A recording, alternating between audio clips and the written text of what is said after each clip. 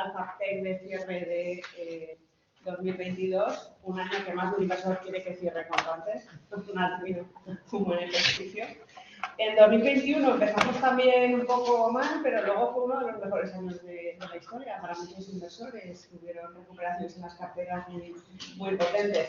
2022 ha sido un año turbulento, un año proceloso, un año complicado, con subidas y bajadas, volatilidad, hemos tenido de todo. La inflación que era temporal, de repente inflación persistente, entre otros problemas. Y bueno, pues yo creo que hacía muchos años que yo no veía tantas expectativas ante las comparecencias de la FED o del Banco Central Europeo. Todo el mundo estaba pendiente y la semana pasada, con las declaraciones de Christine Lagarde, pues la verdad es que más de un inversor se preocupó. Más que por la subida de tipo del 0,50, que había quien pensaba que iban a hacer caso a sus oraciones y iban a subir solo un 0,25, pero sí que subieron un 0,50, pero sobre todo por la amenaza de que iban a dejar de comprar activos en 2023, que ya dijeron incluso cantidades mensuales de reducción en la compra de activos, que sabéis que es otra palanca de la política monetaria.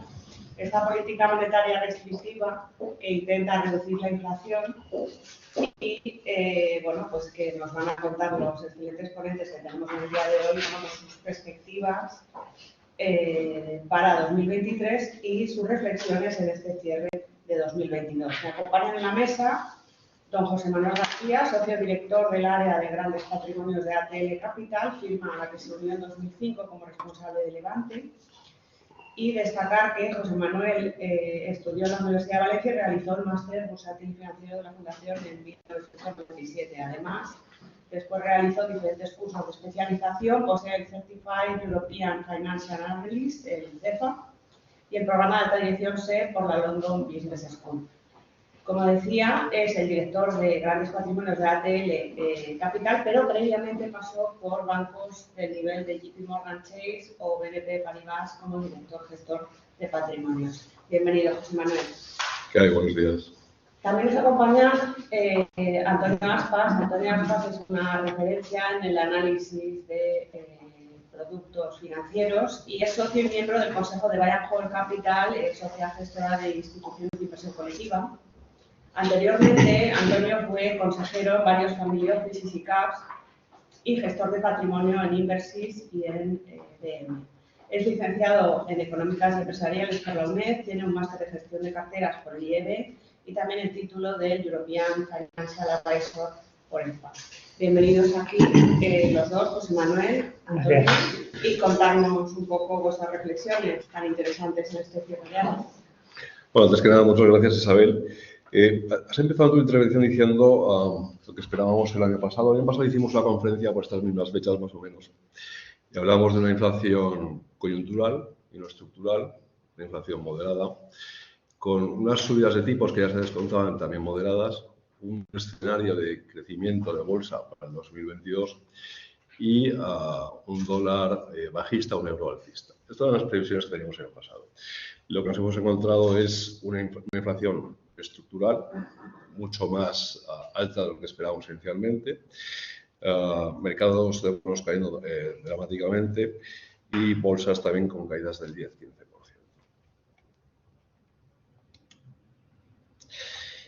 No me voy a meter en lo que ha pasado este año, sino en lo que tenemos actualmente. ¿Y qué es lo que tenemos? Pues políticas monetarias que han sido mucho más agresivas de lo que esperábamos inicialmente. Un mercado que ya está descontando un escenario de recesión, de desaceleración. La duda es si tendremos recesión o no tendremos recesión. Spread de crédito que serían máximos al 70-80% del cuartil y CIRES de los distintos segmentos de renta fija mucho más altos de lo que teníamos hace un año. ¿Vale? Y datos de inflación que pensamos que pueden haber dado máximos en Estados Unidos hace 3-4 meses y en la zona euro pues con el último dato. Y bolsas con correcciones del 15%. Y esto es lo que tenemos encima de la mesa. Y para nosotros esto ahora ¿es un reto o es una oportunidad? Para nosotros probablemente se plantea 2023 más como una oportunidad, especialmente en el segmento de renta fija, más que otra cosa. Con este gráfico podríamos hablar de toda la exposición. porque este gráfico son los datos de inflación de la zona euro de los últimos 10-12 años con los tipos de interés. Bueno, como podéis ver perfectamente, una inflación controlada, cercana a cero en algunos momentos, que se dispara a principios de 2021. ¿Por qué? Pandemia, cuellos de botella, conflicto Ucrania-Rusia, que hace tensionar los precios energéticos, pero también, y esto yo creo que se hablará mucho en el futuro, también la actuación de los bancos centrales en los últimos años con esa política de represión financiera. Bueno, como podemos ver, desde 2021 se tensiona y la subida de la inflación es tremenda, la curva, la pendiente es tremenda, y la actuación de los bancos centrales cambia. Esa actuación de los 10-12 últimos años, que como digo, de flexibilización monetaria máxima, cambia radicalmente. Empiezan a cambiar los programas de quantitative easing y empiezan a incrementar sus tipos de interés de manera notoria. Y esto trae como consecuencia que en el mercado de deuda, y aquí cogemos el índice Bloomberg Global Aggregate, que es el índice de referencia que coge tanto bonos soberanos como bonos corporativos, que el drawdown que se produce en este índice, que tiene una duración entre 5 y 7 años, sea cercano al 25%. Estos son datos a septiembre de este año y el drawdown no comienza en 2022, comienza a principios de 2021. Vale, caída del 25%. Este drawdown en el mercado de renta fija no lo habíamos visto en los últimos 50 años. ¿Vale? Y con este drawdown explica que, por ejemplo, casi todas las carteras hayan perdido dinero, casi todas, no, todas las carteras. La paradoja que se ha dado en 2022 es que un inversor 100% en bolsa ha perdido lo mismo, o prácticamente lo mismo, que un inversor 100% en renta fija. Un inversor 100% en renta fija es un inversor conservador. No quiere ganar un 5, un 7, un 10, un 15%, quiere ganar 2, 3, 4% al cambio de preservar su capital. Y de hecho el ejemplo más, con la expresión máxima de esto es la cartera 60-40. La cartera 60-40 es la cartera característica que se da sobre todo en el mercado americano, 60% renta variable global, 40% índice de bonos. La cartera 60-40 este año, estos datos a cierre de octubre, este año está perdiendo lo mismo que en el año 2008, que es cuando tuvimos la máxima pérdida por la crisis financiera. En aquel momento los mercados cayeron un 50%, en este año la renta variable está cayendo un 15%. ¿Cómo es posible que con una caída del 50 se haya caído lo mismo que con una caída del 15? Por el efecto de los bonos, que lo puedes ver en ese gráfico, porque es que los bonos están cayendo este año entre el 10 y el 15% en función del segmento. Por tanto, gran paradoja, da igual inversor conservador, da igual inversor agresivo, se está cayendo.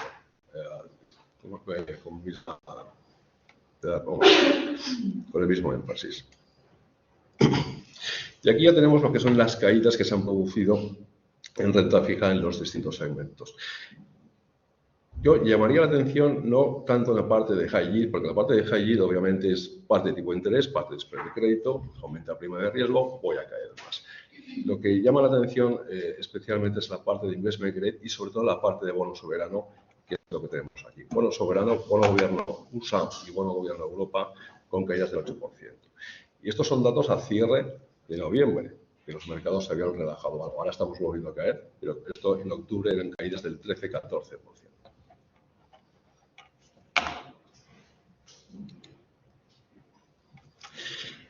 ¿Qué es lo que ha pasado?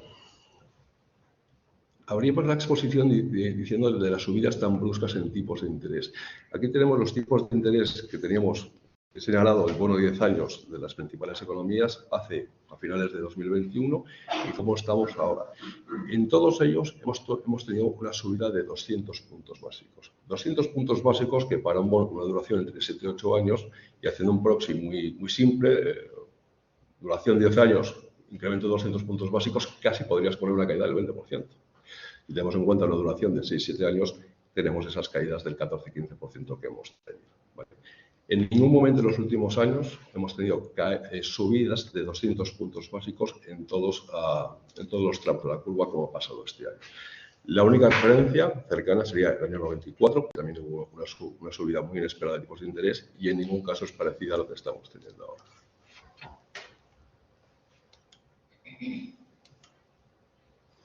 Esto es la evolución de las TIRES, que es la plasmación gráfica de lo que hemos visto anteriormente, ¿vale? Cómo Solo destacaré aquí cómo las TIRES han ido a niveles del año 2011-2012. Hay que recordar las palabras de Draghi en aquel momento de whatever it takes, ¿vale? Que es lo que marcó la tendencia cuando empezó a relajarse todas las TIRES. Y en la ecuación de la renta fija, siempre tenemos la parte de tipo de interés, pero no tenemos la parte del spread de crédito, ¿vale? Y entre las dos variables es lo que nos va a dar la rentabilidad. Ya hemos visto la parte de tipos, la parte de duración y vamos a ver la parte de spread de crédito. Los spread de crédito en general han ampliado sus diferenciales hasta niveles cercanos a la pandemia. Cuando hablo de la pandemia me refiero a los meses de marzo y de abril, que fueron los momentos de máxima tensión. Y es cierto que en el último mes y medio se están empezando a relajar, ¿vale? Pero entre la subida de tipos y el aumento de spreads, esa rentabilidad que nos ha dado, por ejemplo, esto es la parte de investment grade, ya son bonos que nos empiezan a pagar en torno a TIRES del entorno del 4%, ¿vale? Con vencimiento 2-3 años y siguientes. Más llama la atención, a ver si puedo pasar, la parte de high yield, ¿vale? High yield se ha ido a diferenciales entre 450 y 500 puntos básicos, otra vez más parecido a niveles pandemia. Recordad que en la pandemia los spreads se ampliaron de una forma muy agresiva, llegando a pagar TIRES del 6, 7, 8%, y que luego fue una de las mayores oportunidades de inversión, con la rápida recuperación del crédito que hubo a partir de ese momento. Tal vez, y esta es la duda, aquí podríamos enfrentarnos a algo parecido, ¿vale? Aquí ya tenemos entre la parte de tipo de interés del 2-3% y el spread de crédito que me están empezando a pagar entre 450 y 550 puntos básicos a TIRES del 6,5, 7, incluso 8%, ¿vale? Recordaros que una cartera 100% de renta variable bien gestionada en los últimos 5 o 7 años, la rentabilidad media que nos ha dado ha sido en torno al 7-8%. Eso en renta variable. Este activo me lo empiezo a ofrecer ya, ¿vale?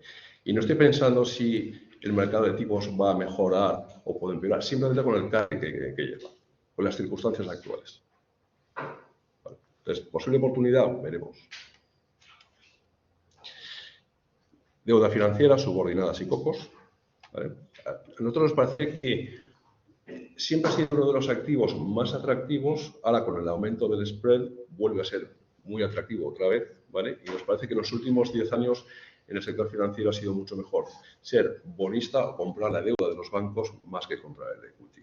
Y es por lo que se plasma aquí de ese diferencial de crédito que estamos viendo. La parte de emergentes, que no voy a entrar. Y la pregunta es, con estos niveles de TIRES que vienen por el aumento de tipos de interés, por el aumento de spreads, ¿es una oportunidad de empezar a entrar ya en el mercado de renta fija?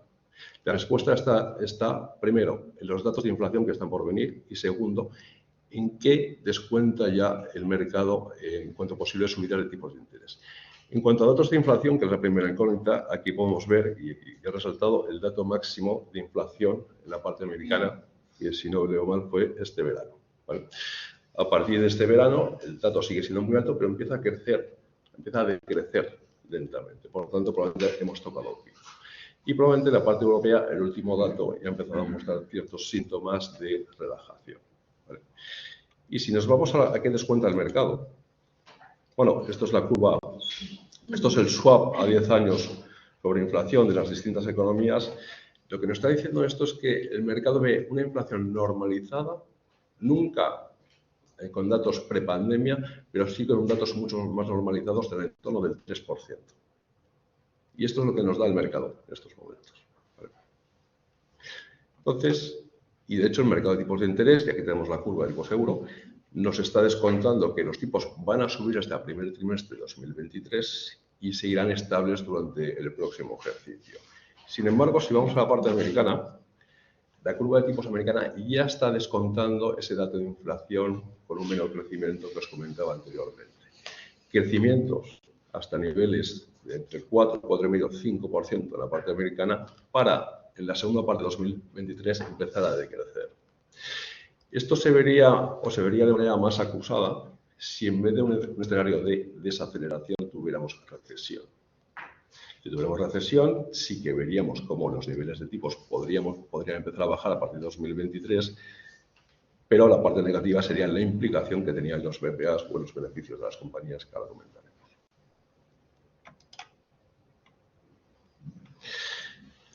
Otra vez, oportunidad. Y ahora sí me voy a mojar y voy a responder. Habría la conferencia con el tema de oportunidad para 2023 en renta fija especialmente. Para nosotros, claramente, sí. Aquí en este gráfico tenemos los distintos segmentos de la renta fija. Tenemos, y en mitad de cada barra tenemos unos triangulitos que son las TIRs de cada segmento del mercado de bonos a comienzos del ejercicio. Y cada barra es la TIR actual. Si vamos a la parte de investment grade, que son las barras más grises, vemos que la parte europea y la parte americana prácticamente, la parte europea y la parte europea con triple B, que es la parte peor del investment grade, prácticamente pagaban cero. ¿Vale? Cero o cero con poco. Ahora nos hemos ido al 4%. Si nos vamos a la parte de high yield, vemos que las tires ya son del 6, 7, 8%. Si me voy a la parte ilíquida del high yield, que son los senior loans, secure, además, cuando hablo de secure es que están respaldados por un activo en particular, ahí estamos encontrando tires del 7-8%. La particularidad de los senior loans frente al high yield es que los senior loans además son flotantes, es Euribor más un diferencial. Si seguimos teniendo subidas de tipos en el tiempo, nos vamos a beneficiar vía cupón. Y es ahí donde también vemos otra oportunidad. ¿Vale? Esto es un gráfico de Arcano que nos encanta, en nuestra firma me encanta. Y lo que te dice es que a nivel estadístico nunca ha habido 2 años consecutivos de rentabilidades negativas en el high yield y en senior loans. Pero es que además, cuando has tenido un año significativamente negativo, el año siguiente es un año de rentabilidad de doble dígito. Y aquí tenéis la muestra de los últimos años. Bueno, os decía antes, tenemos tires del 6, 7, 7,5%, sin pensar que el entorno de tipos mejore. Simplemente con que se moderaran las perspectivas y las tires volvieran a bajar, tendrías una subida de precios considerable. Sin tener eso, la TIR ya es del 7%. Si además te acompaña ligeramente el escenario que acabo de decir, la TIR será mucho mayor.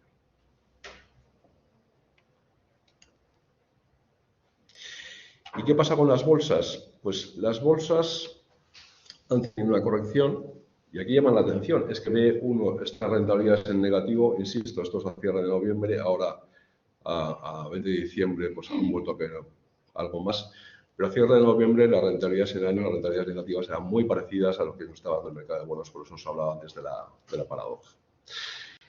Que la bolsa haya caído en estos porcentajes, obviamente, hace que los múltiplos de los mercados sean mucho más baratos, pero ¿están realmente baratos o no lo están? Yo creo que esa es la gran pregunta. Primero vamos a analizar qué impacto tiene las subidas de tipos de interés en los distintos segmentos de la renta variable. Por sectores, y esto es el primer cuadro, es qué lo hace mejor cada uno de estos sectores frente al MSCI World Index. ¿Vale? El sector energético obviamente es de los más beneficiados. No es que se haya visto beneficiado en relativo, que lo ha hecho mejor, teniendo en cuenta que ha caído menos, los que ha tenido rendimientos positivos, ha sido de los pocos segmentos que ha subido este año. Servicios financieros, etcétera, y los que peor comportamiento han tenido han sido pues todo lo ligado a tecnología, growth, etcétera. En el otro cuadro es lo mismo, pero por temáticas y por países. ¿Quién ha sido el gran ganador? Value, ¿vale? Y el peor que lo ha hecho otra vez ha sido el segmento growth, ¿vale? Y por regiones pues tenéis ahí pues, Reino Unido, Japón, etcétera, etcétera. Este gráfico sí que os quiero llamar la atención porque hay un matiz muy importante. El primero tenéis el ratio PER de la bolsa la bolsa americana, el S&P 500. A principios del ejercicio o a finales de 2021 teníamos un PER por encima de 22 veces.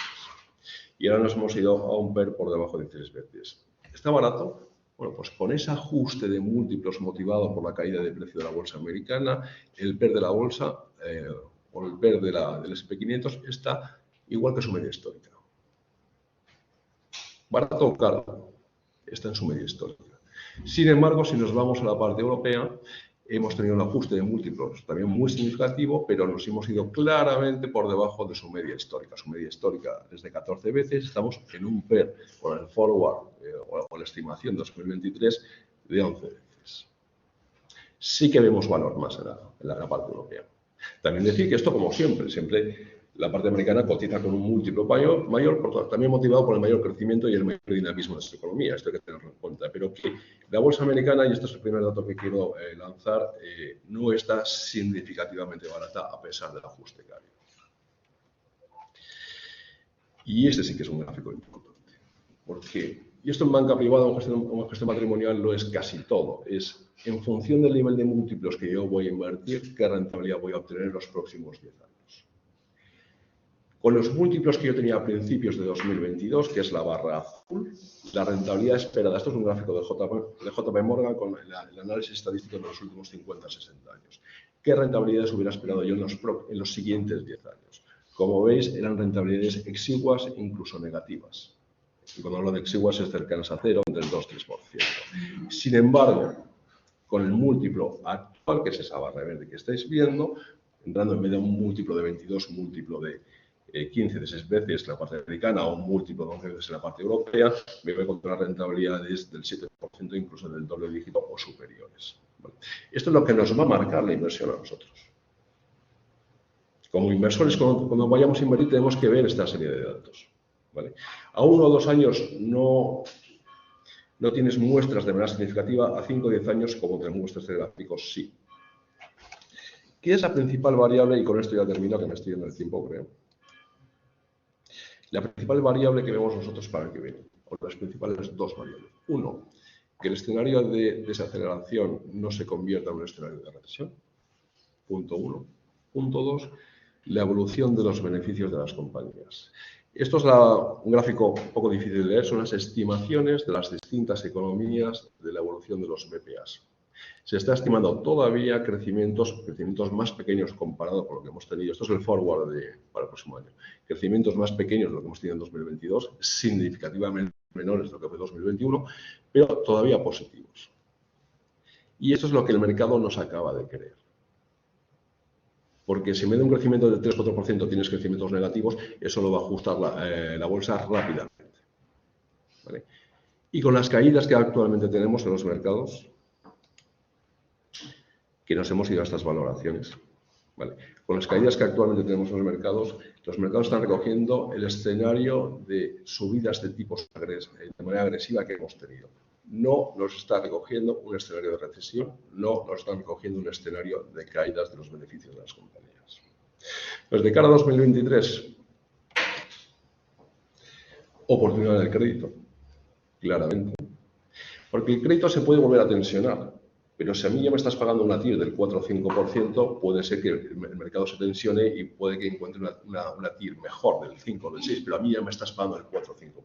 Y esa TIR del 4 o 5% de crecimiento me la voy a llevar sí o sí, salvo en caso de default. ¿Vale? Y las tasas de default siguen estando en mínimos históricos. Pero donde sí que vemos un poquito más de preocupación es en el tema de renta variable, a pesar de que vemos ya oportunidades para empezar a construir cartera, pero seríamos más precavidos durante el primer y segundo trimestre a la espera de confirmación de ese escenario de desaceleración o recesión, punto 1, y de impacto en los beneficios de las compañías. Vale. Como digo aquí, y en conclusiones, bueno, tipos que han normalizado en tiempo récord, mercado ya está descontando desaceleración, no recesión, clara oportunidad en el mercado de crédito. Últimos 20 años, este dato lo vuelvo a repetir, me parece estadísticamente muy relevante. Nunca ha habido 2 años negativos consecutivos en high yield y en el senior loans. Y la renta variable empieza a estar atractiva. ¿Estará más atractiva? Pues esa es la gran incógnita. Y sin más, doy paso a Antonio. Gracias.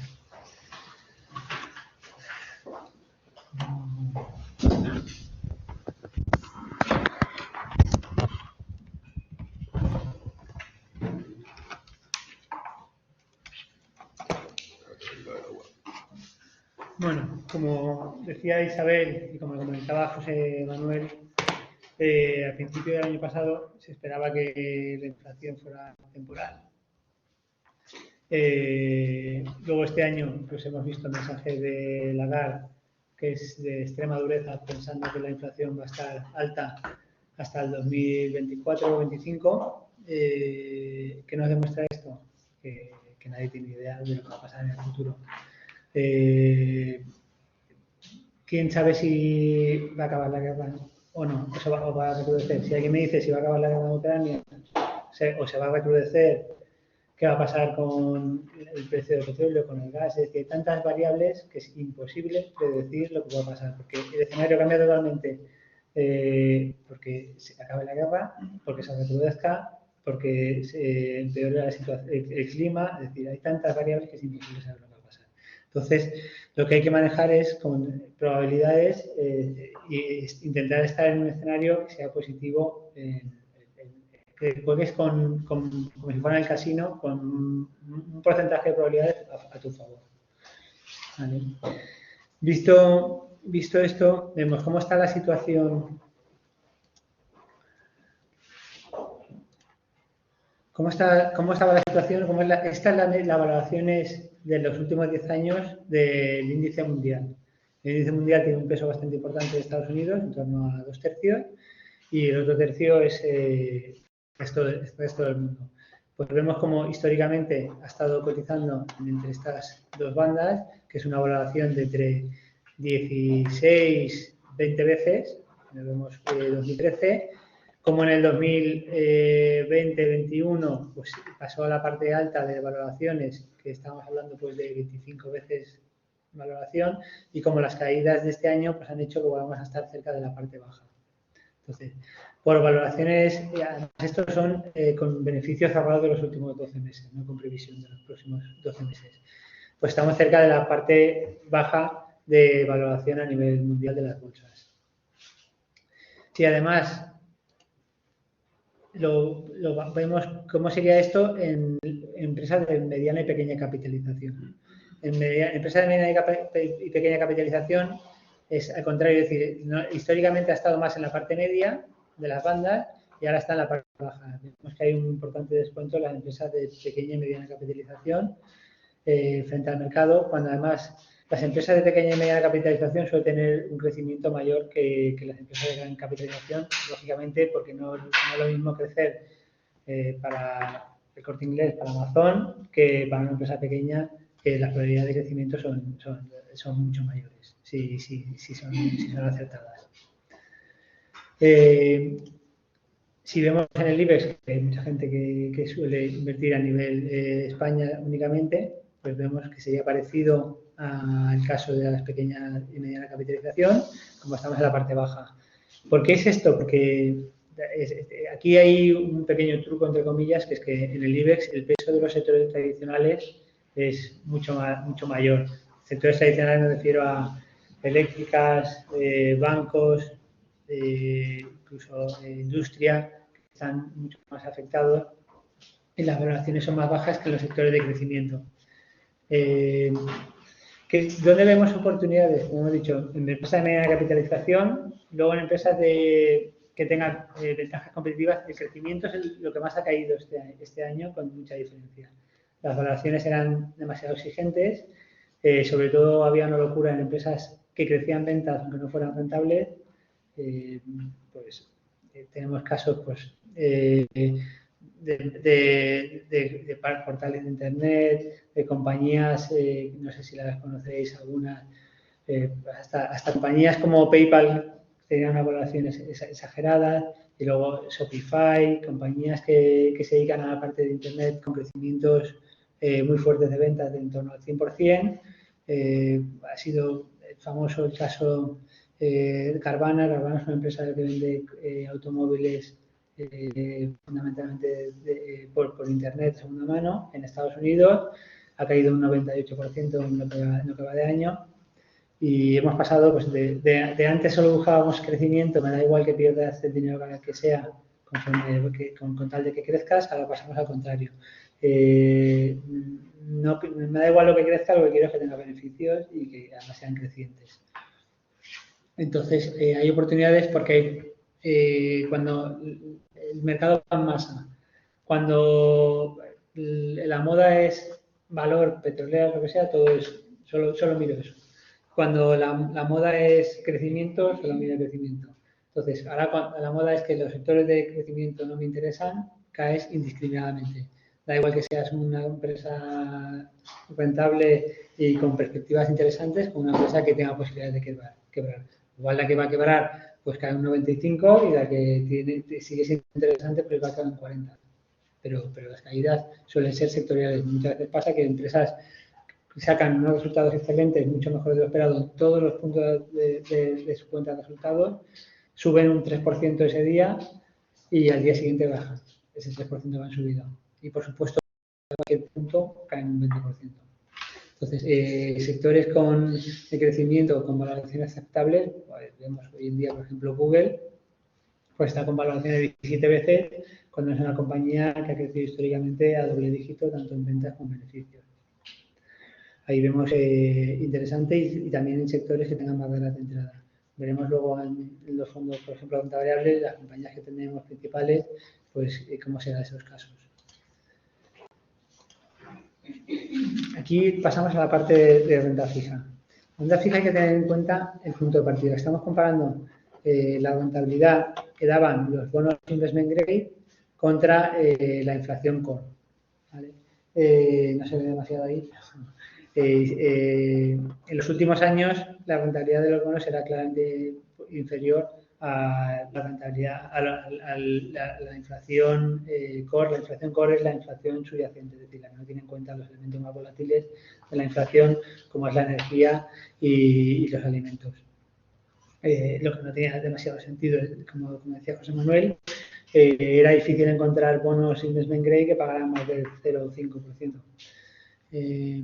Si no tenían algún problema o había alguna preocupación en el mercado, no era posible. Actualmente, pues estamos en torno a 4% de rentabilidades, lo que empieza a ser interesante, por lo menos ya se acerca a la inflación core, que esperemos que no se mantenga en estos niveles. Vemos como la prima de riesgo histórica del investment grade pues ha pasado de los 30 a 40 puntos básicos del año pasado a estar cerca de los 100 puntos básicos actualmente.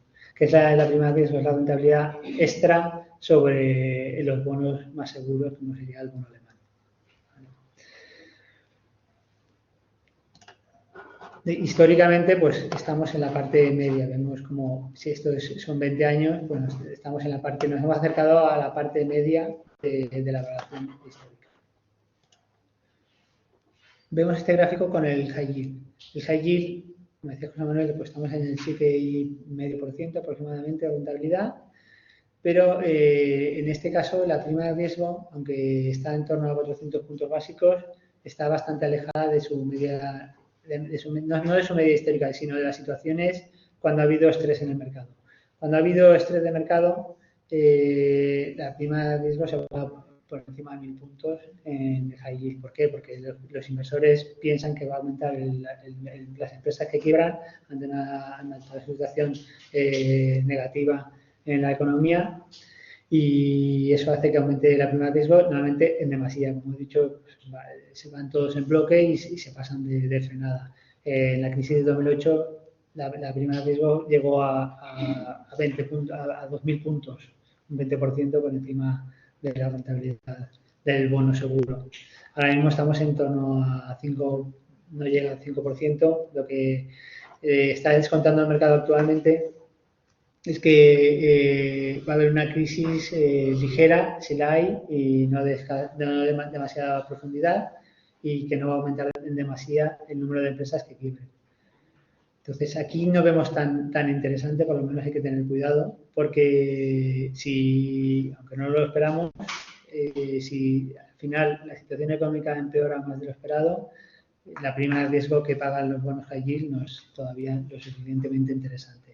Aunque las rentabilidades sí que son parecidas a las que teníamos en el 2020, eso es porque el tipo de partida del tipo de interés entonces estábamos prácticamente en cero y ahora estamos en torno al 3%. Entonces, la prima de riesgo entonces era de 700 puntos básicos y ahora estamos hablando de no llegar a 500 puntos básicos.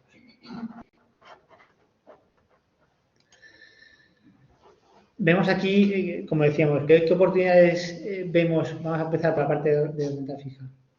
En la parte de renta fija vemos oportunidades en grado de inversión, fundamentalmente en el sector inmobiliario. El sector inmobiliario, empresas inmobiliarias estilo, por ejemplo, LAR en España, que la conoceréis, es la de los centros comerciales. ha caído, pues, están pagando, siendo grado de inversión, están pagando pues en torno al 8%, lo que nos parece una barbaridad porque el nivel de deuda que tienen pues es en torno al 35% del valor de sus activos. Entonces, nos parece bastante interesante. Otro sector que nos parece muy interesante, también incluso dentro de la inversión, es el turismo. Turismo, Wizz Air, por ejemplo, es una línea aérea de bajo coste, de las de mayor crecimiento y más rentables, junto a Ryanair en Europa, pues paga en torno, ahora mismo ha bajado algo, pero está en torno al 6-7%, siendo el grado de inversión. Luego, fuera del sector de investment grade, pues lo que nos parece interesante, sin ninguna duda, son los subordinados bancarios. Los subordinados bancarios, la situación actual de los bancos, de las entidades financieras, es muchísimo, no tiene ninguna comparación con la situación del 2008, por varios motivos. Los fondos propios en el 2008 de los bancos eran en torno al 6%, y ahora están en el 12%. Han doblado. Además, las coberturas para morosidad entonces eran mucho más laxas, ahora son mucho más exigentes, y entonces el nivel de cobertura y el nivel de cartera morosa que de verdad no está oculta es inferior, sin ninguna duda. Las coberturas muy superiores y el nivel de morosidad oculta infinitamente menor ahora que lo que era entonces. Entonces, la solvencia de los bancos es muy, muy alta y nos sentimos cómodos estando invirtiendo en esa deuda subordinada, que puede ser COCOS o los Tier 2, como sería el de Cajamar. Cajamar es un banco no cotizado, es una entidad de crédito que es una cooperativa, de hecho. Paga más del 100% su deuda subordinada. Nos parece muy, muy interesante. Ibercaja, aquí en este caso tenemos el COCO. COCO son los convertibles contingentes. ¿Qué son los convertibles contingentes? Los convertibles contingentes es una deuda sin vencimiento. Sería como si fuera parecido a una acción, por decirlo así, para el bonista. El bonista no puede decidir cuándo se lo recompra, pero el banco sí que puede decidir cuándo lo recompra. Hay unas ventanas de compra, normalmente es a los 5 o 10 años. El banco puede decidir comprarla. ¿Cuándo lo va a comprar? Normalmente cuando lo va a comprar cuando le interese. ¿Por qué le va a interesar? Porque los tipos de interés que vaya a pagar por la deuda nueva sean inferiores a los que está pagando este bono. Por ejemplo, en el caso de Ibercaja, el bono paga el 7% y en el 2023, que es la primera ventana de compra, si no lo recompran, paga el 7% más la curva a 5 años, que está en torno al 3%. Es decir, pasaría a pagar un 10% de bono Ibercaja si no te lo recompran.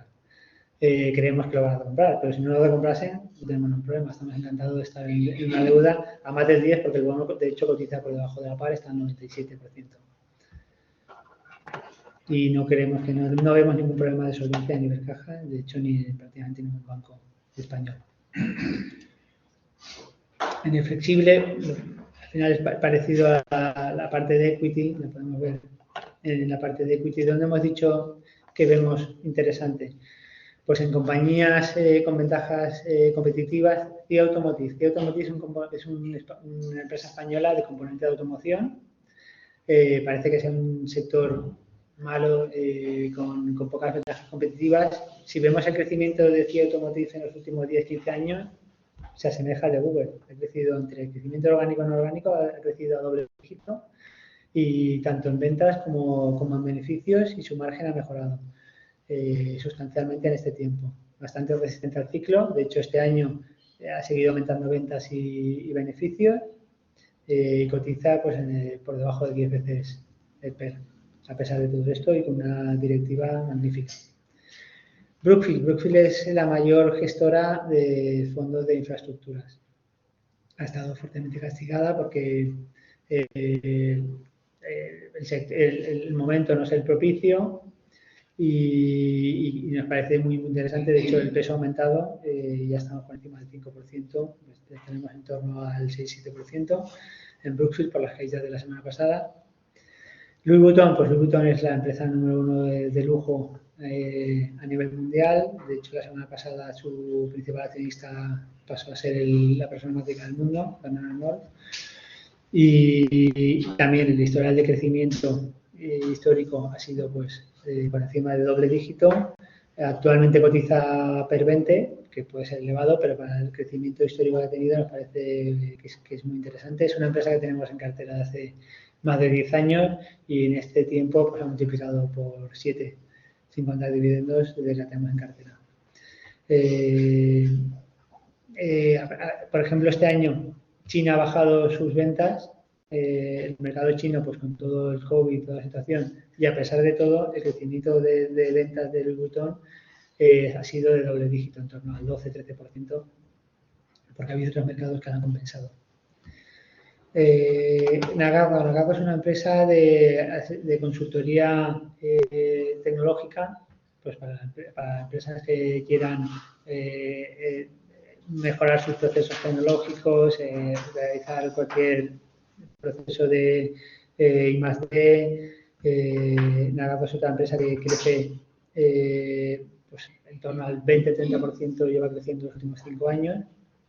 Antes era una empresa que pertenecía a otro grupo y desde el año pasado es independiente. Y la valoración es, el año pasado sí que hubo un momento que se fue a múltiplos realmente exigentes, pero ahora mismo cotiza en torno a 20 veces el PER y ha mejorado sus previsiones 3 veces en el año. Cada vez que publica resultados mejora las previsiones para el año siguiente. Los procesos de digitalización creemos que aún queda mucho camino por delante y tiene aún mucho crecimiento. Luego Vidrala es una empresa española que se dedica a la fabricación de botellas de vidrio. También parece que es un sector que no tenga ninguna ventaja competitiva, pero al contrario, si ves las cuentas de Vidrala es parecido a lo de CIE, han multiplicado ventas a doble dígito en los últimos 10 años y beneficio también doble dígito, tanto orgánico como por el crecimiento no orgánico. Es un sector que antes estaba bastante atomizado, pero en los últimos 15 años se ha concentrado y actualmente pues, los 4 principales fabricantes de vidrio tienen en torno al 70% del mercado. Además, otra ventaja competitiva que tiene el vidrio en general es que no se fabrica fuera, no te puedes fabricar en China y traer las botellas porque viaja mal, el volumen que ocupa es muy grande, entonces no tienes que estar cerca de tu cliente. Y eso hace que normalmente haya 2, como mucho 3 fabricantes por país que controlan el mercado y que tienen un poder de precios muy fuerte.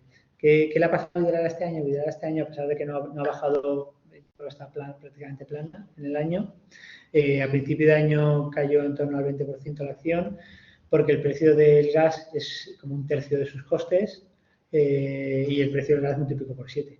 Entonces eso hacía que prácticamente estuviera cuenta con paga, su margen desapareciera, pero se ha demostrado ese poder de precios y lo que ha hecho es multiplicar sus precios, ha subido el precio un 30-40% y los clientes lo han aceptado porque no tiene más remedio que aceptarlo y los márgenes han mejorado otra vez cerca de su media histórica y eso ha hecho que recuperara la caída que había tenido el año.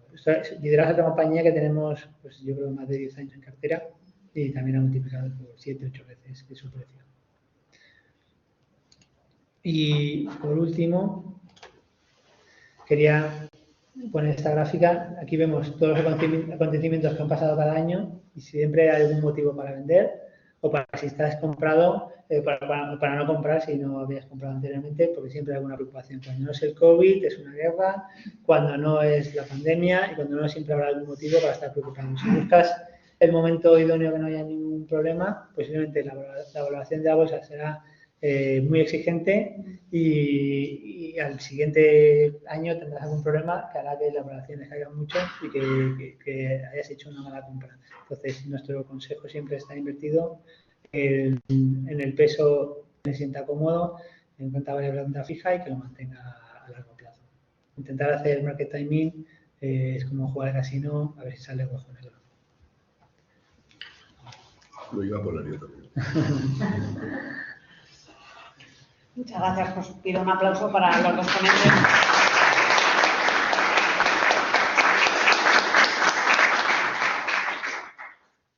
Y no se puede decir más con menos. No sé si hay audiencia, ¿qué queréis trasladar a los ponentes? ¿Podemos hacer un juego o alguna pregunta? Sí. Bueno, gracias por la convocatoria Sí. por los ponentes. Pero yo tomaría, ya que somos pocos, podríais enviar una copia de las exposiciones a cada uno, porque realmente yo creo que hay gráficos que valdría la pena analizarlos por más tiempo que dado tiempo, pero sí que es verdad que podrían hacer así podéis, ¿no? Sí, contar con ello. Esta parte del río está. Sí. Bueno, hay una preocupación por el sector tecnológico. Lo ha citado Antonio en su intervención, y dentro de las FANG hay una parte más potente de la tecnología, como puede ser un Google, y hay otra que tiene pues, bastantes controversias sobre la mesa. Los temas de, por ejemplo, Facebook, que tuvo que cambiar hasta el nombre y llamarse Meta para, digamos, ocultar su pasado oscuro. Y luego, bueno, pues hay preocupaciones también incluso con Apple, que Apple había sido un clásico y que ahora mismo, bueno, pues tiene también un horizonte menos promisorio. El problema es que hay una elevada concentración en el Standard & Poor's, en el SCI, lo habéis comentado, tanto de Estados Unidos como de las tecnológicas. Y entonces, bueno, pues si podéis explicar un poquito con más detalle cómo lo veis. Bueno, la parte tecnológica, como tú dices, el peso de las FAN, es decir, pues sería, Meta ya no tanto, pero sería al final principalmente el número uno peso es Apple, y luego está Google, Amazon, Microsoft, anteriormente era Facebook. El peso de estas compañías pues en torno a un tercio, no llega a un 25% del sector del Nasdaq 100. Eso ha hecho que gracias a eso la caída no haya sido comparable a la del 2008. Si quitamos las compañías grandes, bastante rentables como puede ser esta, y con unas valoraciones aceptables, la caída del resto de compañías han sido de superior al 50%. Si el Nasdaq ha caído un 30 y pico, si quitaron estas compañías, el Nasdaq habría caído más de un 50%, que sería comparable a la caída del 2008. A pesar de lo que dices, que tiene problemas Apple. Sí, Apple es una de las compañías que más nos arrepentimos de haber comprado. Lo que tiene Apple es, más que clientes, es fans. Y eso es lo mejor que puede tener una compañía, porque no les da igual el precio, que su producto sea un poco peor, un poco mejor, lo van a comprar igual. Era parecido a lo que pasaba en Tesla, que ahora no está pasando tanto, pero es parecido. Cuando consigues ese nivel, ese cliente es el cliente perfecto. ¿Vale? Porque mientras no se haya un desfase brutal, muy importante en la calidad de tus productos, van a seguir comprándote cualquier cosa que saques. La caída, de hecho, de Apple, pues en torno al 20%, muy inferior al Nasdaq, y cercanas a la que está al nivel de mercado, a pesar de todo lo que ha subido históricamente. Y la valoración pues es elevada, pero bueno, para la calidad de la empresa tampoco tanto, estaría en torno a 20 veces, un poco más quizás, no demasiado. En el caso de Google, como decíamos, está pues en torno a 17, 18 veces. En el caso de Meta, pues habría que ver qué beneficios le vienen, porque aunque sigue generando pues porque al final estamos preocupados porque las ventas han estado planas, por decirlo así, que tampoco es ningún desastre. El problema es que está invirtiendo muchísimo dinero en otras apuestas, por decirlo así, que se está comiendo la caja de la compañía. ¿Nos parece preocupante? Sí y no. Al final, yo creo que lo que nos va a hacer es, mientras el negocio core siga funcionando, pues podrás rectificar o no. El problema es que tu negocio core fallase. Yo creo que Instagram, porque al final la gente piensa que es Facebook, y Facebook ya no lo uso, porque Facebook precisamente es lo que menos importa casi, porque ten en cuenta que es Instagram, que es WhatsApp, que es el Messenger, tienes muchas otras cosas que no estás casi monetizando y que tienen un valor importante. Y luego, pues si seguimos a Amazon, ¿quién no usa Amazon prácticamente?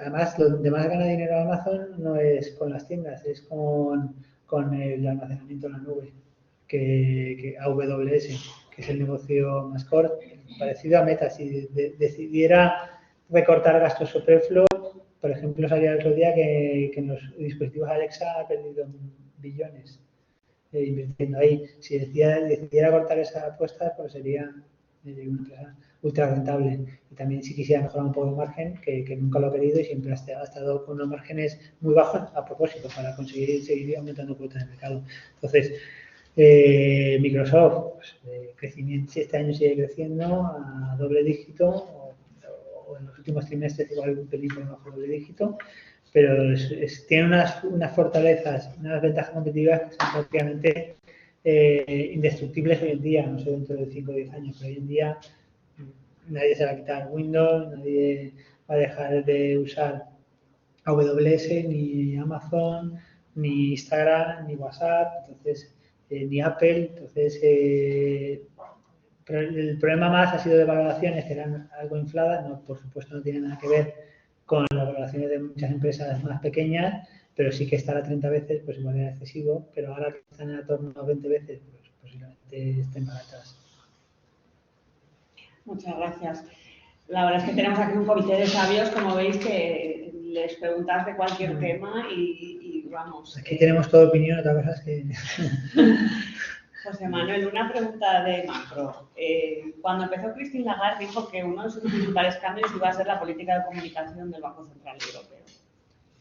Pero la semana pasada más de un analista y más de un inversor. ¿Por qué comunica mejor la FED que el Banco Central Europeo? Una pregunta. Bueno, cuando empezó Powell no comunicaba tan bien, pero yo creo que a fuerza de experiencia ha empezado a comunicar mejor. Bueno, Christine Lagarde se suponía que iba a comunicar muy bien porque venía de la política. Sí, por eso. O sea, y de Estados Unidos. Claro, exacto.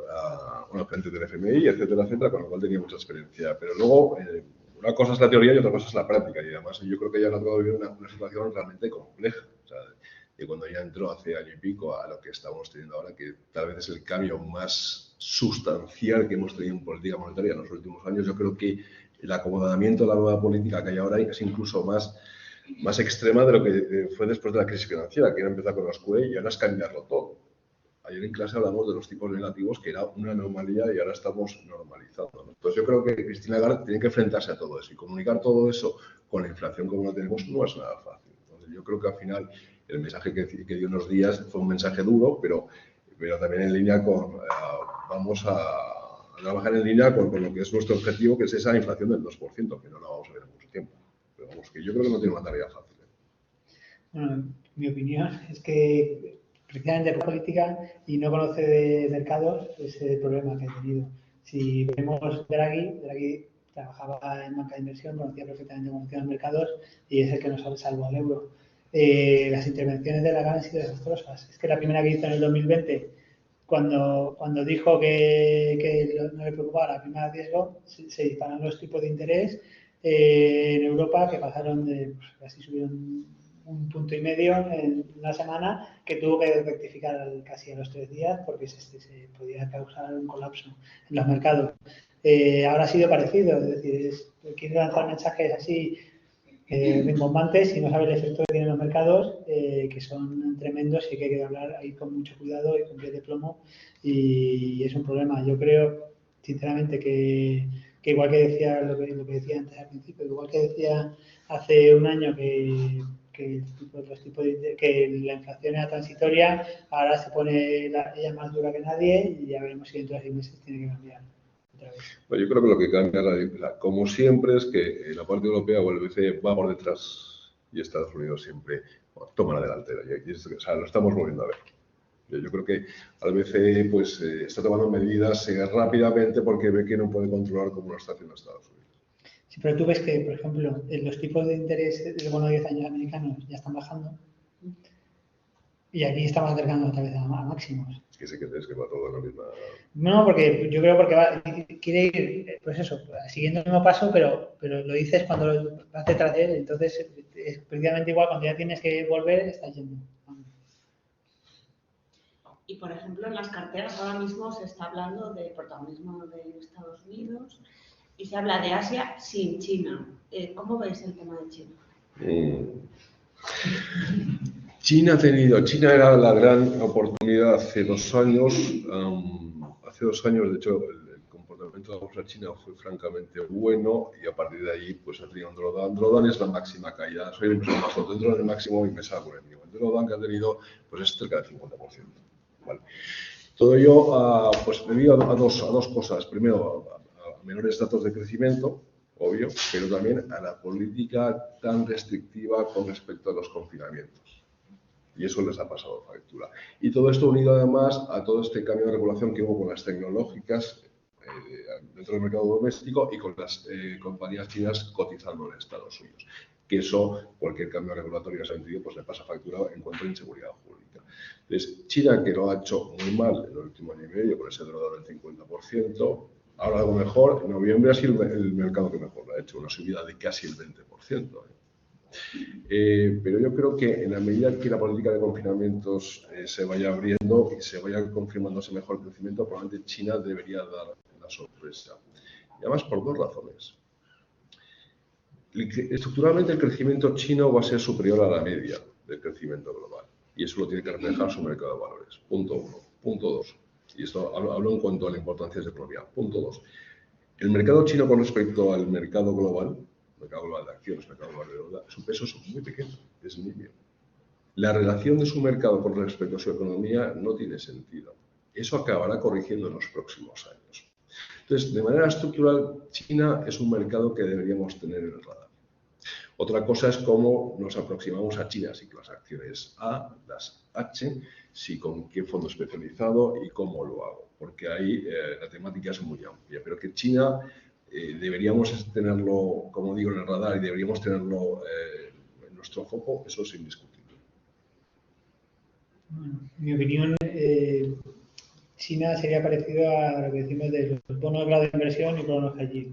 La prima de riesgo en China tiene que ser sustancialmente superior a la de un mercado donde hay garantías jurídicas, porque piensa que en China es que tú puedes tener una empresa la más maravillosa del mundo y mañana por decreto te la quitan del medio y se la cargan.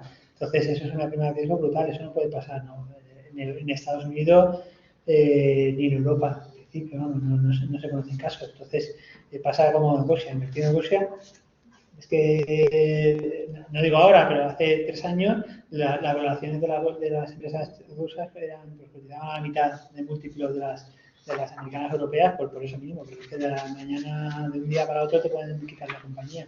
Entonces, es difícil invertir en un mercado así. Por lo menos tiene que ser con un descuento muy sustancial para estar dentro. De hecho, cotiza con un PER de 10 veces o menos. ¿Alguna pregunta más? Bueno, llama la atención el caso de Latinoamérica, que hemos tenido un boom de materias primas, pero una inestabilidad política tremenda. Pasa parecido con África, ¿no? Son continentes que tienen mucho que ofrecer, pero no acaban de despuntar en los mercados financieros y que hay un riesgo soberano, como estabas diciendo, que muchas veces no compensa entrar. Sí, bueno, la verdad es que no son mercados que miremos mucho, precisamente por los sectores a los que se dedican. No nos gusta invertir en materias primas en general, porque si ves históricamente, tenemos casos en España, por ejemplo, ENCE, que se dedica a la celulosa. Tú ves la cotización, estás dando bandazos hace 20 años. Es decir, una acción que haya estado 20 años no gana nada. ¿Por qué? Porque son sectores muy duros, muy difíciles. Repsol, pues puede parecer que bien va ahora, pues es que si tú ves la cotización, es que estaba a 20 euros o 18 en el 2000 la acción, ahora está a 7, 8. Es decir, si cuenta los dividendos, no sé si habrá ganado dinero, estará plano en estos 20 años. Entonces, invertir en materias primas no es algo que nos guste, entonces no miramos demasiado estos mercados. Hombre, vamos a ver. Sudamérica y África como temática de inversión, estoy de acuerdo con Antonio, ni existe para nosotros, pero por todos los riesgos que conlleva.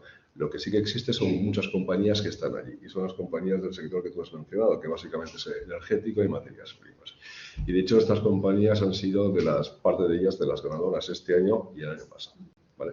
Entonces, como fuente de diversificación hay que tenerlo en cuenta. porque siempre las materias primas pueden complementar la cartera. Materias primas, a principio del 2011-12 y en adelante, hasta el 2017-18, ha sido uno de los grandes fallidos, porque el performance o el comportamiento que han tenido frente al resto del mercado ha sido francamente negativo en los últimos años, y esto es parecido al value. Porque además muchas compañías energéticas están dentro del value también. Pues lo han hecho francamente bien. Entonces, cuando tú coges un fondo de recursos naturales, que este año lo han hecho muy bien, o energéticas, muchas compañías están en Sudáfrica. Una pregunta. Las hago siempre que voy a situaciones parecidas a esta. Si pusiéramos una cantidad de dinero, euros, 500, 10.000, cada uno lo que... ¿Qué distribución haríais por renglones? Porque habéis hablado de muchos ejemplos y de muchas situaciones concretas, pero si tuviéramos 5.000 euros... 10.000 euros, te cago. Pues ahí lo primero que te preguntaré, Javier, es tu nivel de aversión al riesgo. Y tú me dirías, bueno, ya, pero bueno, mójate. Bueno, mira, yo lo que haría es empezar a construir en renta. O sea, me voy a mojar directamente saltándome todos los pasos previos que tengo que tomar. Claro, sí, saltándome todos los pasos previos que tendría que hacer como asesor financiero de saber tu nivel de aversión al riesgo, tu casuística, tu planificación. Te diría, bueno, empezar a construir renta fija, sí. Sí, porque insisto, ya tengo tires que me pagan. Me pueden pagar algo más, pero ya me están pagando una rentabilidad muy atractiva. ¿Vale? Que es un 4% en la parte de investment grade. Si me voy al high yield, ahí discrepo algo de mi querido colega Antonio, high yield también tienes senior loans claramente, 7 tires del 7-8%. Que es que esto que estamos esperando a ver si entramos algo más barato, pero es que hace un año era inimaginable. Hace un año, una cartera conservadora, 30% equity, 70% renta fija, me pagaba un 3-4% y daba palmas. Y ahora solo nos está pagando un bono a 2-3 años. Entonces, construir la renta fija y en renta variable empezar a construir, pero con más precaución. Yo en renta variable sí que tendría un timing claro de aquí al segundo trimestre del próximo año. ¿Acciones o fondos? Yo soy más partidario de fondos por dos razones. Uno, fiscalidad. Dos, diversificación. O primero diversificación y luego fiscalidad. Si yo tengo, a mí hay gente que me dice, los fondos no me gustan, digo, es que a mí los fondos me dan igual. Para mí el fondo es una carcasa. Lo que me interesa es la temática que hay dentro del fondo y el gestor que hay detrás de esa temática. Y yo selecciono el fondo. Y dentro de eso voy a largo plazo. ¿Y continentes? Yo, cartera global, claramente, y a pesar de que Estados Unidos está más caro que Europa, y Europa, pero más que Europa siempre llevamos 15 años con que está más barato y nos gusta más, y al final nunca acaba de arrancar. Pero dicho esto, te diré que yo tendría un 50% de la parte de renta variable seguro, 50% en USA, evitando algo en la parte de crecimiento, aunque puede estar más barata. Antonio antes hablaba del ajuste de valoraciones que ha habido en Estados Unidos. Vamos a ver, las FANG son supercompañías. Son supercompañías. Tienen unos niveles de deuda en mínimos, tesorería que les sobra, venden y van a seguir estando ahí.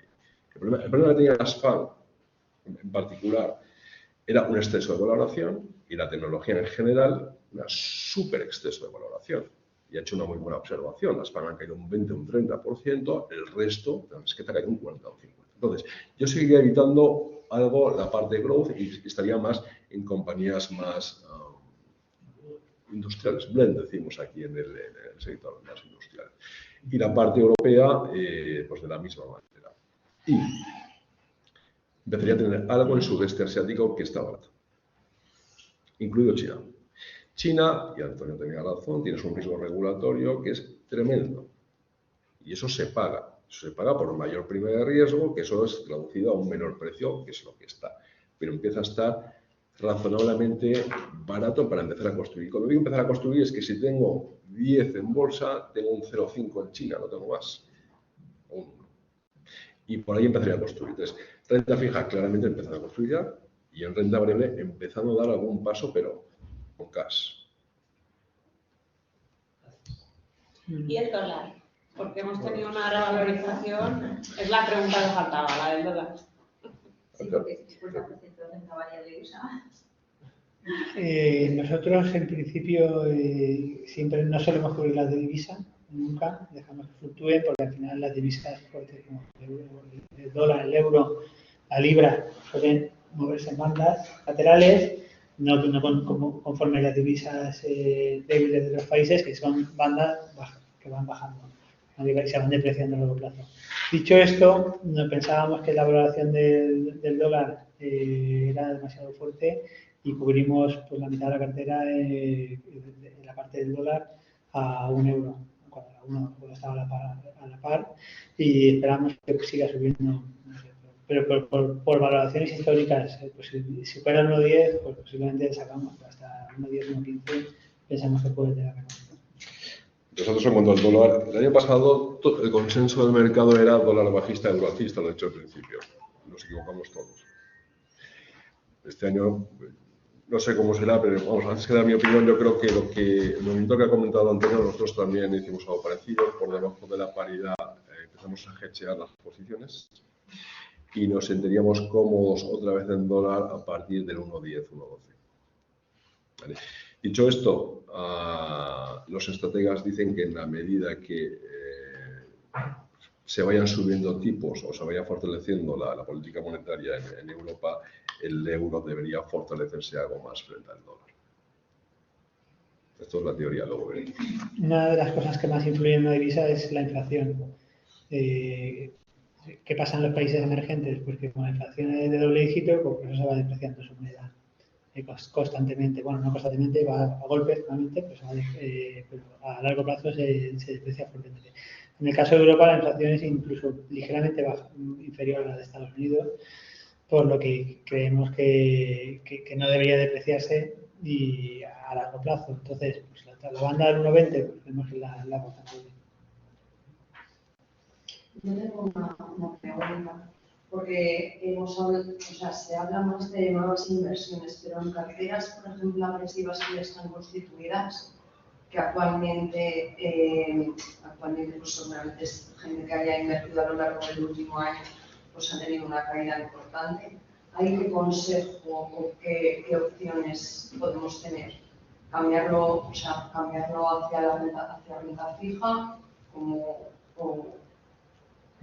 ¿Qué pensáis? Empiezo yo si quieres. En nuestro caso somos de hacer pocos cambios. Es decir, lo primero que tiene que hacer uno es conocer cómo es su perfil de riesgo. Entonces, si uno su perfil de riesgo es agresivo, puede soportar, como decía Warren Buffett, no inviertas en bolsa si no puedes soportar que tu cartera caiga un 50% al día siguiente.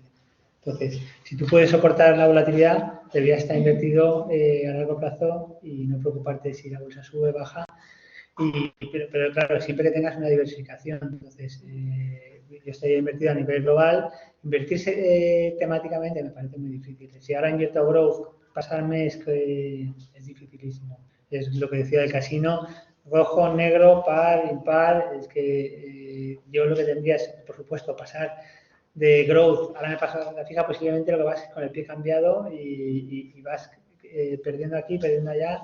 Entonces, lo que hay que tener es, ¿quieres invertir en renta variable? Tu corazón soporta y tus perspectivas a largo plazo es que no vas a necesitar el dinero, puedes estar ahí y estar invertido en renta variable, pero a nivel global y en una cartera diversificada. No me concentraría en growth, no me concentraría en temáticas sectoriales, ni por países, ni nada, porque cuanto menos movimientos hagas, normalmente mejor.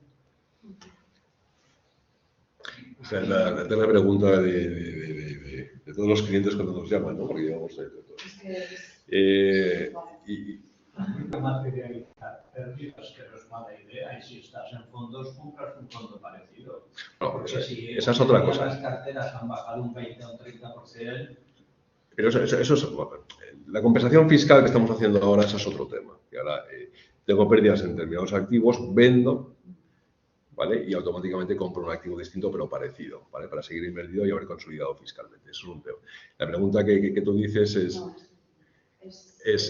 tengo ese cliente invertido al 70% que pierde X y que me está llamando y me dice ¿y tú qué planteas? ¿Qué hago? ¿Me voy a renta fija que me ofrece más rentabilidad o permanezco en la renta variable? Pues yo creo que hay que permanecer en la renta variable. En parte por las razones que ha dicho Antonio, pero también porque cuando el mercado recupere la renta variable debería ser una vía más rápida para obtener retornos que la renta fija, a pesar de que la renta fija ya te está pagando, ¿vale? Yo creo que, no sé si estás en el sector o no, pero yo creo que todos sabemos que las peores decisiones, la peor decisión posible es aquel inversor que vende cerca de mínimos o alrededor de mínimos por miedo, porque luego no vuelve a recuperar.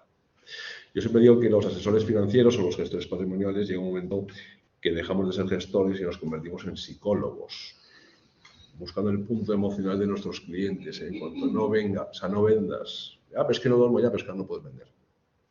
Y aquí vuelvo a esa planificación que se tendría que haber hecho desde el inicio, ¿no? Pero vamos, respondiendo a tu pregunta, no, yo creo que aguantaría claramente. Dice José Manuel, Peter Lynch decía que Peter Lynch es uno de los gestores más famosos. Su fondo en los 15 años que estuvo gestionando aumentó un 20% al año y decía que de media sus inversores habían perdido dinero. ¿Por qué? Porque entraban cuando el fondo había ido muy bien y salían cuando iban muy mal. Entonces, todos esos movimientos Ese dato es fantástico. Porque ese dato también lo hizo, no sé si fue Bestinver o alguien parecido. No, ya no es lo hizo. Fondos con rentabilidades constantes del 12-13% de media anual y los inversores ganaban como máximo el 4 o el 5. ¿Pero por qué? Porque entraban y salían a destiempo. Salvo ahora, compro cuando llevo un más 30. No, compra ahora y vende cuando llevo un más 30. Además, también hay estudios que creo que si te pierdes los 5 mejores días de bolsa, tu rentabilidad baja. Sí, bueno, pero eso está secado, pero también si me pierdo 5 peores. Sí, pero la gente puede invertir, sí. Él hace un ente anualizado y la mayoría de sus clientes pierden es porque. Lo que tú cuentas es lo que venden todas las gestoras para seguir invertidos. Sí. Fíjate, hay un dicho en bolsa que es: en bolsa hay que comprar barato y vender caro. Y ahora nos podemos pasar toda la vida discutiendo cuándo está barato y cuándo está caro. O sea, es que tampoco, o sea, lo que estamos hablando aquí, que son principios muy claros, luego cuando estás ahí es difícil verlo. Vale.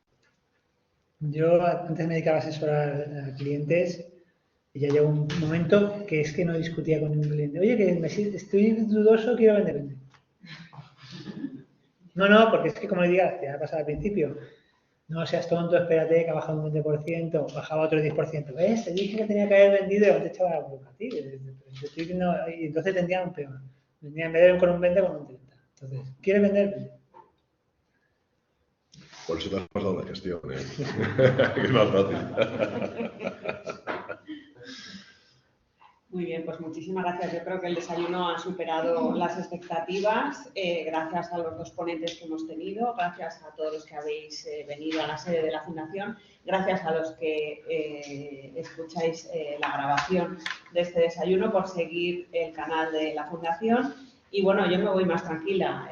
Hemos tenido un 2022 con caídas simultáneas de las carteras de renta variable y de renta fija por razones diferentes, la renta variable por volatilidad y problemas de incertidumbre, entre otros la guerra de Ucrania, que al principio de año nadie se la esperaba, y en renta fija, entre otras cosas, por esa subida vertiginosa de política monetaria, la más rápida de los últimos 25 años. José Manuel García nos decía muy bien que desaceleración sí, recesión no. Y Antonio Aspas nos hablaba de crisis ligera, pero no profunda, y que no van a quebrar tantas empresas como algunos analistas están diciendo. Nos han hablado de oportunidades, en el caso de José Manuel nos ha dicho que es el momento de entrar en renta fija o incorporarla en mayor medida en las carteras, porque ha cambiado el horizonte de rentabilidad. Incluso, bueno, pues José Manuel ha sido tan generoso que nos ha explicado una composición de cartera ideal, tanto geográfica como por productos y por pesos de diferentes tipos de riesgo. Y Antonio nos ha hablado de oportunidades de inversión, nos ha citado investment grade, sector inmobiliario, turismo, subordinados bancarios, infraestructuras. Incluso nos han hablado de sus perspectivas para el sector tecnológico, con sus luces y sus sombras. Y bueno, pues yo creo que solo con todo lo que nos han comentado pues tenemos mucho para reflexionar. Recordemos que siempre hay que invertir con educación financiera y teniendo en cuenta el horizonte de rentabilidad-riesgo y nuestros conocimientos de los mercados financieros. Muchísimas gracias. Gracias.